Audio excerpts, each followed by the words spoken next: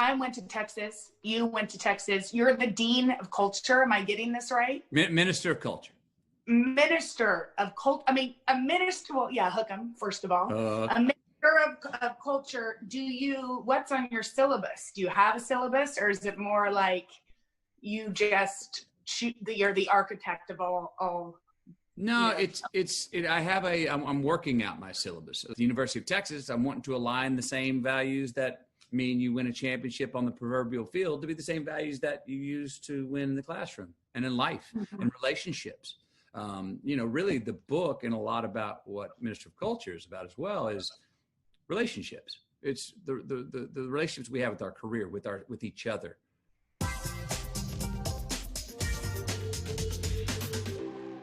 This is Open Book with Jenna Bush Hager, and I'm so happy to talk with Matthew McConaughey, a fellow Texan. Matthew, hey. Hi, how are you, Jenna? Thanks for having me. I'm so happy you're here. Okay, so Texas literature, Cormac McCarthy, Larry McMurtry, Catherine M. Porter. Did you grow up reading? I know that Texas writers, there's some good ones. Yes, I actually did not grow up as much of a reader. I'm a very slow reader. I love reading, like I picked up Emerson's essays, and I got turned on to Emerson's essay on self-reliance. And it's like 23 pages long.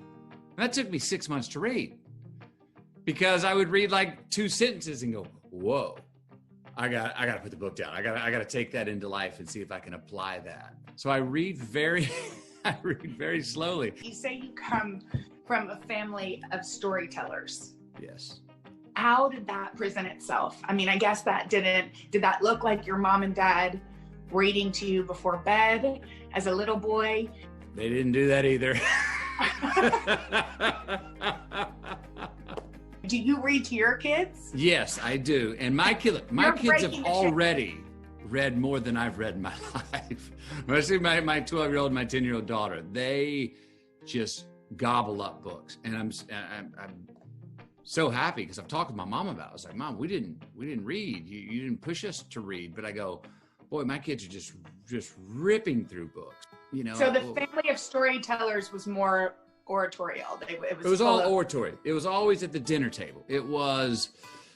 My whole family's a ham. I mean, you had to work to get a word in edgewise. And if you did find a gap to start your story, you better speak up, and it better be good. Because if you started to go or stutter, someone just took over. And you lost your spot. And you lost your spot in the queue to tell your story.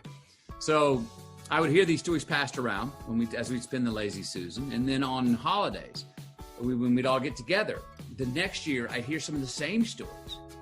But they were a little different. And it mattered who was telling the story and at what time of night the story was told.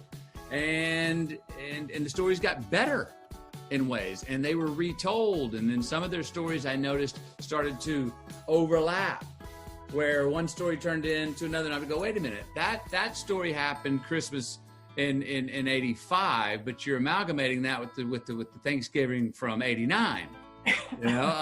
And it was a continuous thing. That's what we did. The oral story, the oral spoken story was common and constant in our house. Mm-hmm. Yeah, that sounds like a Texas tall tale a little bit, right? Yeah. There was always, I write in the book about there's a difference between liars and bullshitters, and that's why I like the book better. They kind of let you know with a wink, hey, just go with me here. Your favorite book of all time? I know you're not much of a reader, but you must have one. Well, the book that I wouldn't be sitting here talking to you with the life I have if it didn't find me is Greatest Salesman in the World by Og Mandino, 1968. That was a book that found me. We have those things in our life that mean more to us because we didn't have a teacher go, you need to read this. Or a friend go, you got to read this. That find us in the middle like a needle in a haystack. That book found me at a time in my life where I was at a real crossroads about what I was going to do with my life, which was really going to film school instead of becoming a lawyer. Really doubling down on enacting the values that my dad taught me, but maybe I didn't have the courage to put into action. And then soon after that, he passed away, which doubled down on me going, oh, you really don't have him to rely on anymore. You need to really become the man you're trying to become and quit talking about it and start doing it and start being one. So that book was seminal in my life. Your book, it was #1 on the New York Times bestseller list. Were you shocked? Were you excited? Were you surprised? What was the emotion when you heard that? Very excited. First time, first book. So I didn't have a measure of sort of the context of what the aim was. I remember early on I was like asking my publisher, so what do we say in is success, business wise? They were like, make the New York Times bestseller. And then, so I said, okay, I'm not exactly sure what that means, but that sounds like the place to try and get to. And then, I started passing the book out, letting people read it. And what was coming back to me was something that I had a hunch to be true when I was writing it, which was the more personal I got, the more relatable it became. And those can seem like a contradiction, but then as soon as I noticed that, I was like, oh, I think that's really odd. And then I was like, well, no, it's not odd at all. It's with any piece of art, and I look at my acting career. I know the times where I made the character the most personal was the time that role was the most relatable. And it turned out to be the same thing with the book. This is personal. I mean, from all aspects about your childhood, about your adult life. Is it something you'll let your kids read eventually? Yes, but not yet. Thought about that? Yeah. Oh yeah, I can't wait to, most of the work of the art I've put out is not suitable for my children yet. I mean, people go, what's your favorite? A few years ago, people were like, so what's your kid's favorite movies of yours? I was like, they can't watch any of them. So they haven't seen, 98% of my work. And this book, like that. This book is, if you want to say ratings of a movie, it's an R-rated book. It's real life. It's not ugly. It's truths. But it's the laughs and the tears. The hands that healed or the hands that hurt. The same one. So they're not ready for this yet. They would have too many questions about things they would be confused about.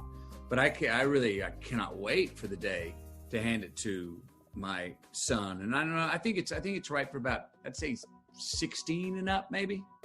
These goals, which I have right here that you wrote on September 1st, 92, become a father, find and keep the woman for me, keep my relationship with God, chase my best self, stay close to your mom and family, take more risks, win an Oscar. You've done most of those. So now do you need to write 10 more?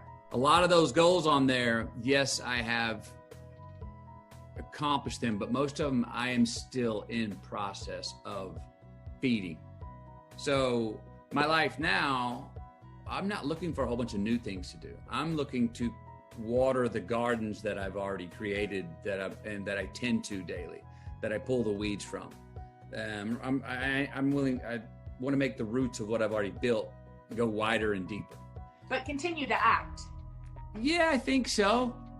I still do want to act. I'm sure I still will, but it's going to take something really that feels really special for me right now to go do someone else's script, be directed by someone else, edited by someone else, lensed in a camera by someone else, to put in a capsule to show on the screen, because I'm wanting to challenge myself right now to say, well, who are you going to be in the big show? Meaning life, the one where there's one action's called one time, the day you're born, and cut's called one time, the day you die, where there is no audition, where the camera is always on 24/7. Haha, who are you now? That's what I'm working on right now, is saying, well, instead of going and playing someone else in someone else's script, who are you going to be in your own, in the big show? I mean, that's a perfect place to end. Thank you so much. And take care of Austin for me, will you? I'm working on it. Thank you, Jenna. Thank you.